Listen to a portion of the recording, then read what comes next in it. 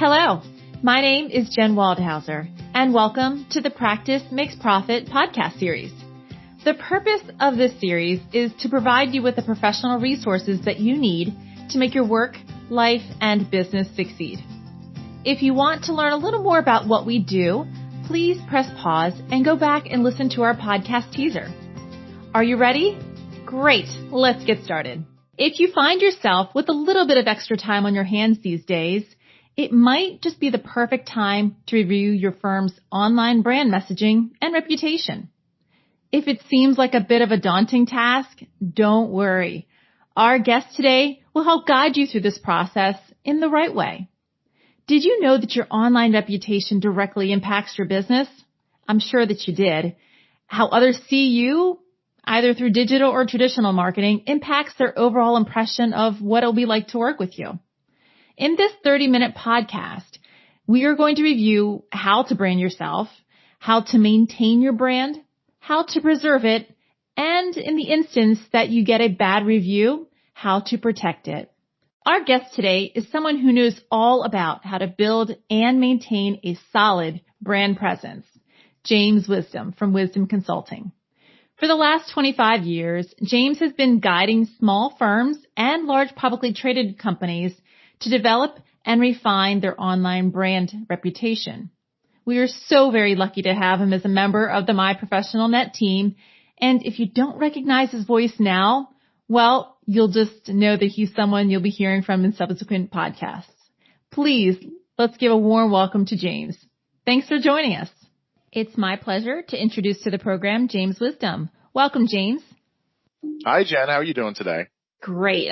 We've got a lot to discuss today. I'm personally very excited to hear your thoughts on this. James, I know that digital marketing is your specialty. And I'm always curious to find out why our pros get into the, business that they're in. So can you give us just a little insight on your background, just kind of touch on some of the areas that you've maybe experienced and how, a lot of that is actually driven to what you're doing today? Sure, Jen. I've been really blessed. I've had a really interesting journey. I started with QVC in their .com division, where I worked for about 7 years ago. This is about 20 years ago now. Selling Pilates machines, Dell computers, embroidered sweaters, about $5 to $10 million worth of product every day. And then I eventually joined Accenture, which is a large consulting firm where I did work for Best Buy, Cargill, and United Airlines, as well as Lowe's. And then after that, a former QVC colleague of mine lured me over to Aflac. That's where it really began my professional services journey. Aflac has about 20,000 licensed professionals in the U.S., all independent. And I mean that in both sort of the legal and the figurative sense. These were very independent business people with unique styles and preferences that differed from agent to agent and from region to region and from state to state. They had a way that they wanted to do business. They were hungry to drive their business, but they didn't want to be pigeonholed. So I was able to stand up a local marketing effort for all those agents, thousands of them. I think we did 3,600 local marketing efforts, ensuring that they were able to be flexible. So they were able to have their own voice, their own stamp on their own personal marketing while providing the tools and the guidance that they needed to be successful. After that, I moved into retail. I did a similar project for 60 retail locations. And then a few years after that, I followed the same playbook for the staffing industry. And then I went independent and have been so ever since. Wow, that's fascinating. So I do think a lot of your background really helps the audience that we are appealing to, those design professionals, especially from the fact that you were able to work with, very independent groups and design licensed professionals. You were focusing on their issues, their concerns, what really are impacting their businesses and their livelihoods. My question for you is, why do you, with all of your background, feel that marketing is so important for design professionals? Those architects, engineers, surveyors, why should it matter to them? Yeah. Marketing helps grow and diversify the business that's coming in the door. It's pretty simple. When there's a steady flow of interested prospects, designers, architects can begin to select the projects that stimulate them the most or have long-term benefit to their practice as opposed to engaging every client that comes along. If they've got 10 clients that they could potentially engage with, 5 of them might be attractive from a work perspective, 3 of them might be attractive from a revenue perspective. They can make that choice and it gives them the ability to choose. That's the key reason, in my opinion, to market. But for design professionals, the marketing brand really is, for the most part, their reputation. They're virtually synonymous. So these design professionals absolutely should build great websites and have beautiful photography and lucid descriptions of their services, values, and team. These are all very important, but it's all for naught if they're not paying attention to their reputation online. Their reputation is a huge, huge factor in professional services. Yeah, I could definitely see how that would be probably the most important aspect. Brick and mortars have a window to their business, showing off their business. But for those who designate themselves in the design world, design professional world, their window is their website. Their window is their brand and how they show off what they have. Most of our audience probably has some knowledge and some brand, but those who don't really actively maintain their brand or don't actively market their brand, what do you think are some of the risks if they're not really conscious of what's going on and kind of let it go? I think the risk is stagnation. Marketing, which is to say generating leads and managing your reputation, particularly online, it helps level out revenue peaks and valleys. So you're not sort of jumping from maybe large project to large project and then having to go back and do prospecting in pulses as opposed to a consistent flow of customers coming in the door. A diversified client base, so having more clients that are broader across your capability set means lesser dependence on any one client. To me, that's the biggest risk is of sort of not marketing your business. And at what point is that business reputation at risk? Is it once they've already created their brand, or is it beforehand, or is it kind of both? I think it's both. I think that if you're completely dark online, admittedly, there's not going to be any risk to your reputation because you're not out there. But if you're not out there, you're not being found in search. You're not being found by prospective clients that might be interested and might be looking for business. You are potentially getting referrals, and that's still valuable. But those referrals that are interested in you are very, very likely, and there's been many studies that say that something like 60% of referral business go online and validate the referrals before they make contact. If your friend Bob says, hey, you should use James for these services, and you go out online and look up James and there's no presence at all, it casts some doubt on whether that's a legitimate business. I think there's an expectation in the marketplace that legitimate businesses are going to, at minimum, have a website and a presence on platforms like LinkedIn, potentially Facebook, and certainly Google. Yeah. And, something that you mentioned and you touched on, and I think that would be really interesting for our listeners to get a little more knowledge about would be the reputation and how they handle it. Marketing is one thing and how you put yourself out there, but it seems to me monitoring and managing your reputation is equally as important because most people have some sort of presence out there, but it's what happens to that presence if, for say, somebody gives you a bad review or comes across your firm and doesn't like what they see and kind of puts something out there without really even knowing who you are. How would you go about handling their firm reputation, either be online or offline? Sure. So I can definitely help. For design professionals, I see table stakes, or the absolute minimum that you should do is establish a professional-looking website, as I mentioned before, claim your business on Google, LinkedIn, and Facebook, and periodically monitor those platforms.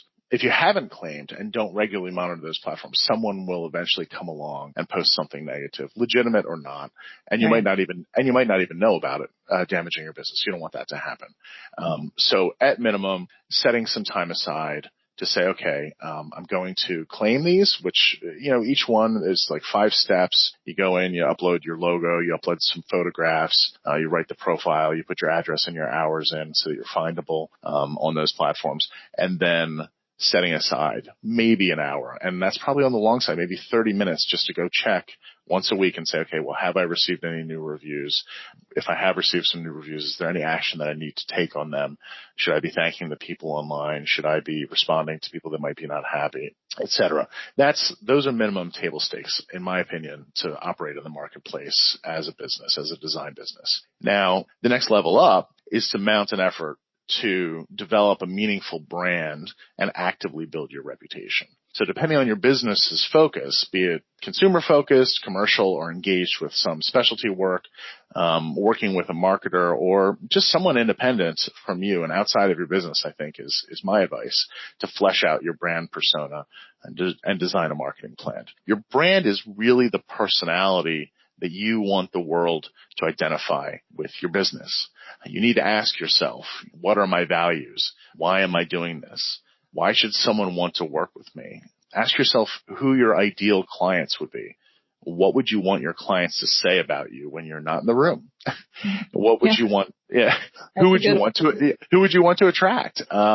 What is unique about your business? Are you casual, or are you structured? Are you value priced? Are you premium? Actually taking the time to answer those questions, write them down, and give shape to what you represent in the marketplace, what your brand represents in the marketplace, is really the first big step. Once you've worked through those questions with someone else who has some distance from your business and can be open with honest with you, you'll be able to start to take that brand, because that is your brand. The answers to those questions are in large part your brand, and convey those in copywriting and convey them in imagery and mature your brand online. Then you would upgrade. The next step would be to upgrade your visual branding and your messaging on your site to align with this new vision. And then next you would create a plan to develop quality editorial content that's relevant to your target audience. So who are those people that you identified as being your desirable clients, and what do they want to know about? What interests them? What would get them excited, and what reinforces the idea that you are a brand that they should want to work with, and that is knowledgeable in your space and is aligned to their working style. You're reminding the world about who you are with this content, and should be seeding that content. You should be seeding that content to wherever it makes sense, such as your own site, blog, LinkedIn, Facebook, and potentially industry groups and message boards, if it's permitted and if it's within the realm of acceptable behavior on those platforms. But I can also see that, maybe a small business owner or a firm of maybe 2 to 4 people may not have the time. So do you have like that quick model that they could be using to kind of, this is the way you should approach it in a simpler way? Because sometimes learning something new and kind of going out there, you might be a little hesitant and it might be a little tentative, right? So what do you suggest? Yeah. So I think for a business that wants to go from table stakes up to the next level where they're actually developing content and they're actively promoting themselves, the way I would address that is, and I think we're thinking sort of from a practical sense, is what are the resources that I have at my disposal, or what resources do I need? Now, what you could, and I'll be honest, I've seen it done many, many different ways over the years. Sometimes businesses will engage an intern, and they'll get an intern in to set up the processes and the procedures for developing the brand, and they'll help do that, and they'll bring that to life. Sometimes it's a resource that's third party that comes from the outside, like from Upwork or LinkedIn Pro Finder, where they literally go out and they seek out a brand marketer, or sometimes you can look at this as content marketing or social media marketing. It's sort of, there's a lot of overlap between those three things, and they can find a resource that would do that for them. Or, a consulting firm like my own, where it's somebody that's got some experience and some maturity in the marketplace that is a little bit, that's going to be able to bring a little bit more value. So generally what that's going to be is a series of conversations between the owner of the practice and perhaps the people within the practice, if there's multiple personnel in the practice, and that other party that's standing on the outside saying, okay, I can actually see you for who you are, because it's very difficult for businesses to really be critical and objective about who they are, and then shaping that input into something that can be used. There's a model that I've used for a long time. I didn't make it up, but it's something that has really helped me and helped my clients and helped my employees and other folks wrap their brains around this. It's called Hum, Sing, Shout. It's a great way to look at it, which is hum is the lightweight, regular, day-to-day or week-to-week engagement and content that you're bringing to the marketplace. It's the wallpaper for your brand. It demonstrates your place in the market. It reminds your prospects and your readers who you are and that you're out there and engaged. This might be daily to weekly. So this is content like you may be curating articles that are topically relevant to your business and to your customers on Facebook or LinkedIn or your blog, and talking about them and commenting why does this industry knowledge make sense? Why does it matter? How does it impact your customers, or how might it impact your customers? So this is fairly lightweight, and it's regular, it's ongoing, and it sets this hum at the bottom to say, I'm out here, I'm engaged, I'm thinking about the same things that you're thinking about, and I'm participating in the marketplace. And obviously engagement, because some people are going to comment on those and actually coming back and saying, well, we think this, you think that. This is how this piece of content is relevant, and actually participating with your customers and with your prospects. Now, the next level is sing. That's less frequent.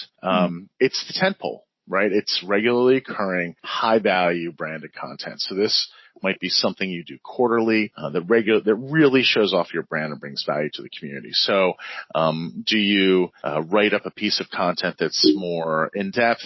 Do you provide some kind of opportunity or video piece or some other longer form, generally content, higher investment, but that really shows off your brand, that is unique to you, that you own, that shows who you are, that brand persona, and it's less frequent, and it's something that you are going to use as a real sort of anchor piece for your brand. Now, the last is shout. This is like a biannual to annual flagship. Now, what I've seen is brands that use events, particularly for design professionals, participation in trade shows is very popular to do a shout initiative around. So you may do a table at a trade show, a sponsorship, a round table, and then build out photography, posts, commentary, video, all around this one event. So it gives you an excuse to talk about this event in a big way across all of your own platforms and your earned platforms like, LinkedIn, Facebook, and your blog, as well as your website, to really feature this shout, this major event that happens maybe once or twice a year, and really talk about it. So if you're willing to mix those three things, that hum, which is happening all the time, regularly, tick-tock, tick-tock, tick-tock, the sing, which happens less frequently but is regular, and then the shout, which is infrequent but very, very powerful and very strong and talked about a lot. Once you have those three elements, you've got a song, which is really your brand story online. It's a great example of how people should structure some content on their website. And I do actually really enjoy your example of the trade shows, as I'm sure that most of our design professionals have attended in the past, but integrating that within their website and their brand is equally helpful. Yeah, and it doesn't even necessarily need to be a trade show. It can really be anything where you say, you know what, this is important to my business and my brand. I want to maximize it. It could be a local event. It could be a local sponsorship. It could be a baseball game that design professional decides that they want to sponsor and they're going to have a table there. It can be really anything that the business wants to get sort of all of its weight behind and focus on for a short period of time. Yeah. And it's funny because when I describe this sometimes to people and clients, I sometimes get the reaction, they sort of pull back and they say, oh, well, wow, that's a lot. And it is. But what I recommend is that businesses start with the hum, which is if you can get the hum going, that regular cadence of smaller bits of content, then you start to bring in some sing, which are some larger items that are more regular, and then ramp up to shout, you're going to be more comfortable and more confident as you get to the items that are a bigger investment in your time and energy and your money down the road, so that you can sort of build up to it as opposed to, okay, well, you can't boil the ocean. These things aren't going to happen right away, simultaneously. Does that make sense? Oh, absolutely. And I think that's a great analogy. Everyone would like to have their business sing better for themselves. I mean, one thing I would caution, and I want to mention it's important, is that the most frequent challenge with this approach is sustainability. So if you can't truly commit to staying with something on your blog or Twitter and saying something meaningful at least every week or at least every 10 days or so, you should and you can stick with table stakes until you're ready. But what you probably don't want to do is sort of have fits and starts where you put something out and then pull back, or you're not even monitoring and you're not paying attention. And there's people out there that are potentially engaging with your content, but they're not hearing from you. It feels like a ghost town to your participants. You don't want to do that. It takes time and money and energy to work up those ideas with an outside party, allocate time with somebody in your office or hiring an intern. As I mentioned, you have to get a little bit of resources together. It doesn't have to be costly, but you have to get a little bit of resources and time and energy together to do this. If you're not ready to do that, just don't, as opposed to sort of piecemealing it out and perhaps presenting something to your audience that looks worse than if you had done nothing at all. Yeah, no, that's great advice. I liken it to a customer visiting your website or your, visiting some sort of social media and observing that the last post you had was a year and a half ago. Yeah. And wondering, are you still in business? Are you still doing the work that you're doing? Yep. You nailed it. That's exactly right. Exactly right, Jen. Yeah. Keeping current is always a positive direction for your company. Yeah. Okay. We've addressed the need to have a brand strategy, some sort of ways to get that content developed and why it's important to have it up on your website and to stay current with it. I got to ask the question, what happens if you get a bad review? I mean, it's something that nobody really wants, but the inevitable may occur and you may just have someone who's just not happy with the work that was done. So what do you recommend in those situations? Yeah, I was working at Aflac when Gilbert Gottfried got fired over the tsunami comments. So I'm very... That was a bad review. Well, that wasn't a bad review. What led to the bad review was that happening and the comments and the firestorm that we weathered in media. And I've dealt with these types of issues for my whole career. The truth is, it's actually pretty simple, which is great. Assuming you've done the table stakes that I mentioned, assuming that you have taken control of your presence online on those platforms, Facebook, Google, LinkedIn at minimum. I think those are the basics. You'll have the ability to engage the author of the review on that platform. Sure. If the gripe is legitimate, if they had a bad experience with your business, best path is to acknowledge it online, address it in the real world, and then close the loop online. So let me give you an example. So if somebody says that you let them down, the first step is to research the issue. Then, assuming you intend to address it and that it's not a troll, you post a response that says something like, Bob, I'm so sorry you were disappointed. We want to make it up for you. Please contact me at service@yourdomain.com and I'll do my best to work it out. This message signals to the rest of the world that you care about the customer, that you're responsive and you're participating online, and that you're making the effort to make it right. Then in the real world, you address the issue with the disappointed client. Hopefully you can reach a mutually beneficial conclusion. And if you sense that the client is open to it, you can ask them if they would be willing to remove or amend their review. If they're happy, if you've done whatever you can do to help them, that's not an unreasonable thing to ask. Or you can amend your own initial response to read something like, Bob, I'm glad we were able to work everything out to your satisfaction, and I appreciate your feedback. Thanks for your time. And again, this signals to the world that the issue's been worked out. So if somebody's scrolling through and they see this terrible, nasty review, that somebody's very angry, they see that you're trying to address it with them, and then they see finally that you have addressed it with them, there's a lot of signals there. One is that, obviously you're participating, but you care enough about the customer to address it and you're following through with what you said. Because I think most reasonable people would accept that bad experiences can happen sometimes.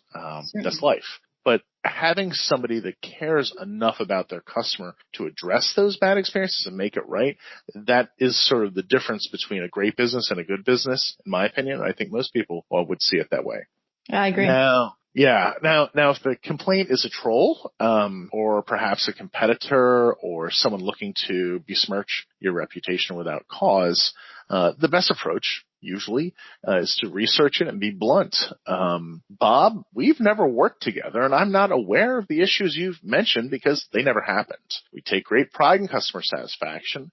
I'm not sure what your motives are to post this false information, but I will be contacting the platform to have this removed. It's okay to calmly and firmly defend yourself and your reputation online. Your reputation has value. And if somebody's trying to take that value away from you or destroy it for no reason, it's okay to say, hey, you know what? I'm not okay with that. Now, having an online tantrum, where you're sort of quote unquote, all caps yelling and screaming or attacking someone else is not okay. But something that's sort of rational and calm is absolutely the way to approach it. Amazing recommendation on how they should approach it. Be smart about it, be professional about it, and, be the bigger person. And hopefully, all the issues will get resolved. Yep. James, you've actually given us amazing recommendations today on general brand marketing for your company. Thanks. And, and just kind of some approaches to take and some of the risks that are involved and, unfortunately some of the pitfalls that might occur as well as being online and having that presence. So would you, and I'd like to ask us from all of our guests, do you have some 5 takeaways that you can give our audience just to say, hey, this is just the things you should be doing to make sure that you keep up your brand awareness and the reputation? Yeah, sure. I think number one is, as a professional services firm, your reputation and brand are inextricably linked, and marketing is equally about your brand ethos and what you stand for and what you mean, and that reputation in the marketplace. Those two things are hand in hand. They're two sides of the same coin, and you ignore that at your peril.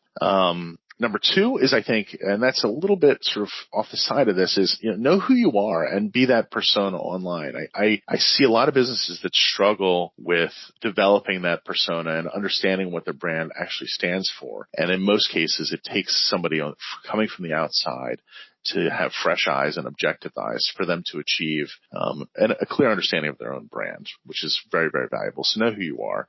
Number three, at minimum, you need to have control of your brand's reputation online. So you need to own those platforms. You need to take control of them and monitor them on a regular basis. Absolutely minimum stakes.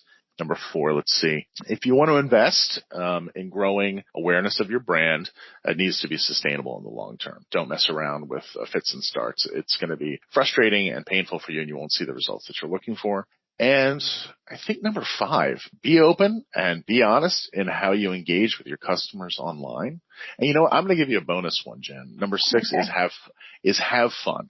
Because the funny thing about this is, we're talking about this as if it's all work. But what my experience has been is that when you engage your customers and your prospects online, you're going to discover things about yourself. You're going to discover things about your business and how you can serve the marketplace and how you can serve your community that you never would have expected. And that will bring such value to your life and to your business and to your future. It's really a wonderful thing. And if you don't view it as work and you embrace it as a journey, I think you'll be much happier and I think you'll be very successful.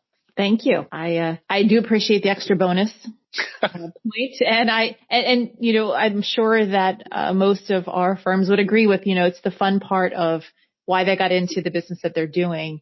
It's the fun. And to bring that full circle as you engage with all aspects of your business, just remember to keep that fun aspect. So James, I absolutely think that was a great bonus. I should have mentioned more fun in the first part. So I forgot that, but don't forget about it, please. Yeah, no, definitely. I really want to thank you today, James. I think that having you on the podcast today, Practice Makes Profit, has been extremely valuable. You've given us a lot of information and a lot of things that I think as a small business owner, as a firm, manager of a firm, as an employee of a firm, that you can either utilize or bring to the attention to those who actually do, monitor the website and the brand, and provide a little bit of more guidance as to how to further the success of your company through better marketing, through monitoring your marketing, and making sure that you're doing what you do the best and love and making sure that everything else kind of falls in line. So. Yep. It's my pleasure, Jen. I think you're delightful, and I'm really pleased to have spent my time with you today. Well, I hopefully will have you back with us on another topic. And again, thank you so much, and we look forward to the next conversation. Great. Thank you.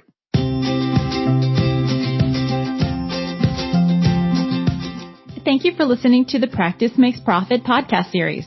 Today's guest was James Wisdom, who explained the importance of keeping up with your firm's brand messaging and online reputation. We hope you enjoyed the discussion. Please click the subscribe button on your favorite podcast provider to listen to more Practice Makes Profit topics. My Professional Net is a member source network of specialty business service providers just for design professionals. Each episode of the Practice Makes Profit podcast will highlight different experts that can help your firm excel in business. Is there a particular consultant that's helped your business? Maybe an accountant, an HR consultant, or a website designer? Someone that you think has a story to tell your peers? If so, please email me at jen@practicemakesprofit.pro. Again, that's Jen with 2 N's at practicemakesprofit.pro. And as always, please click the subscribe button. It helps us get this show promoted and shared with all design professionals. Well, that's it for now. We hope you enjoyed this discussion, and please join us for our next podcast. The views, information, or opinions expressed during this show are solely those of the individuals involved and do not necessarily represent those of Riverton Insurance Agency Corp. or its employees.